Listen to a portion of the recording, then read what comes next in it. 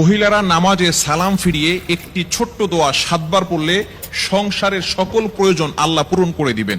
মনে রাখবেন, আমাদের মা বোনরা যারা আছেন তারা অনেকেই কিন্তু সংসারের ভিতরে সুখ চান, শান্তি চান, এবং বিশেষ করে অনেক সময় স্বামীর অবস্থা খুব ভালো থাকে না।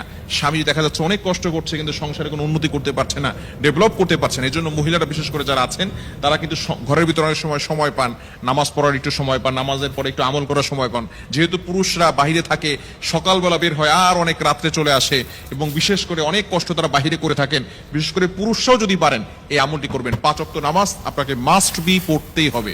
যদি আপনি সংসারের ভিতরে সুখ চান, শান্তি চান এবং প্রয়োজন হাজতগুলো পূরণ করতে চান, তাহলে অবশ্যই 5 ওয়াক্ত নামাজ আপনাকে মাস্ট বি পড়তে হবে। নামাজ ছাড়া আপনি সংসারের ভিতরে কখনো কোশ্চিনকালেও আপনি কিন্তু সুখ এবং শান্তি আনতে পারবেন না। একটু বলেন তো, সুখের মালিক কে? হ্যাঁ, সুখের মালিক হচ্ছেন আল্লাহ। তো ওই আল্লাহকে আপনি অখুশি করে কখন আপনার সংসারে সুখ আপনার সংসারে সুখ আনতে পারবেন না। একমাত্র কাজ হচ্ছে নামাজ পড়া। নামাজ 5 ওয়াক্ত নামাজের পরেই এই ছোট্ট দোয়াটি পড়তে হবে। দোয়াটি হচ্ছে ইয়া কাদিয়াল হাজাত, ইয়া কাদিয়াল হাজাত। আপনি নামাজে সালাম ফিরানোর পরে 5 ওয়াক্ত নামাজ আপনাকে পড়তে হবে। নামাজের পরে সালাম ফিরানোর পরেই আপনি আল্লাহু আকবার পড়বেন একবার, আস্তাগফিরুল্লাহ 3 বার, এরপরে আপনি পড়বেন ইয়া কাদিয়াল হাজাত, ইয়া কাদিয়াল হাজাত, ইয়া কাদিয়াল হাজাত 7 বার পড়বেন।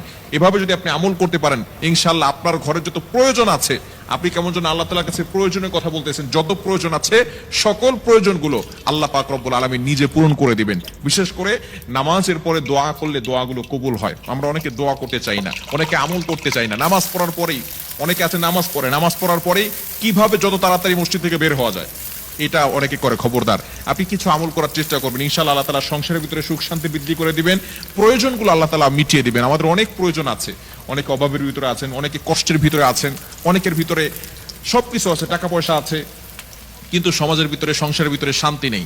স্বামী স্ত্রীর সাথে ভালো বন্ডিং হচ্ছে না, স্বামী স্ত্রীর কথা শোনে না, স্ত্রী স্বামীর কথা শোনে না। এরকম অনেক সময় হয় কি হয় না? আপনি এই যে অভাবের ভিতরে আছেন, শান্তির অভাব, ঘরের ভিতরে শান্তি নাই, শান্তির প্রয়োজন, এই হাজতগুলোর জন্য আপনি আল্লাহর কাছে দোয়া করবেন, ইয়া কাদিয়াল হাজাত, ইয়া কাদিয়াল হাজাত। এখন যদি আপনি নামাজ না পড়ে যদি আমল করেন, তাহলে কিন্তু কাজ হবে না। অবশ্যই আপনি কোরআন দিয়ে আমল করবেন, নবীজি সাল্লাল্লাহু আলাইহি ওয়াসাল্লামের হাদিস অনুযায়ী আমল করবেন। অবশ্যই আপনাকে নামাজ পড়তে হবে।